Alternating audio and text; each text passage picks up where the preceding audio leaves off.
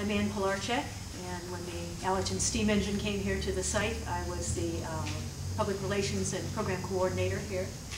I had several things happen that were based on the Allerton steamer. At one point I was sitting at my desk, which is down the hall from the transportation building, where the original transportation building where the fire engine was.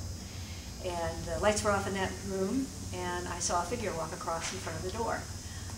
Had an old-fashioned sort of a round hat, the bill, sort of a uniform coat. It was long, it was almost knee length. It seemed to be short and stocky, and he just walked past.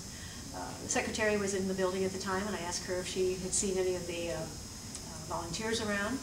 No one was in the building at the time. I had a friend named Doug Myers who was interested in ghost stories and things like that, also was connected with the fire department when they had the Allerton there to do the cleanup and refurbishing there. And I called him because I knew he liked ghost stories, and I said, this is what I saw. And that's when I found out that one of the firemen had actually seen a very similar figure when it was over at the fire department.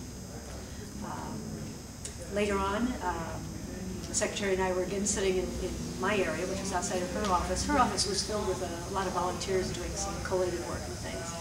And we were talking about a project we were working on, and we heard a steam whistle. It sounded like a steam calliope. It was long and two shorts.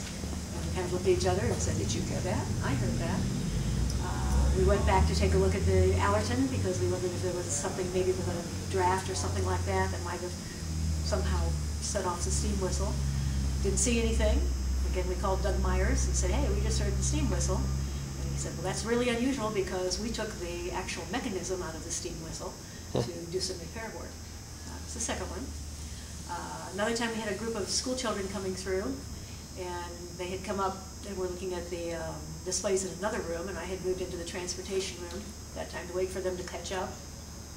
When the students came up, and we were talking, and next to us we heard something whistled down past us. We both looked up, and we heard this tink, boom, boom, boom, on the floor, and kind of wondered what that was, and the kid actually found a metal button.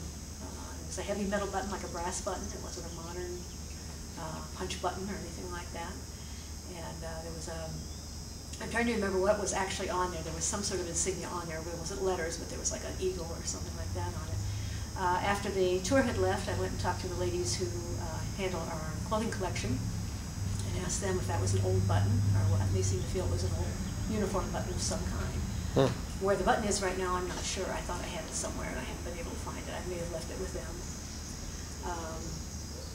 And that's the three stories that I've had in connection with it. Do you believe what you saw is related to the fire truck at all? Yes, yeah, I really do. It was so soon after that came in, and we had been in and out, of course, with the transportation room a lot of things, and there was never seemed to be anything connected with any of the other vehicles at that time.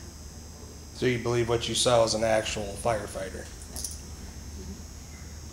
Just for the record, you forgot your phone number. Oh, I'm sorry. That's okay. 330-669-3649.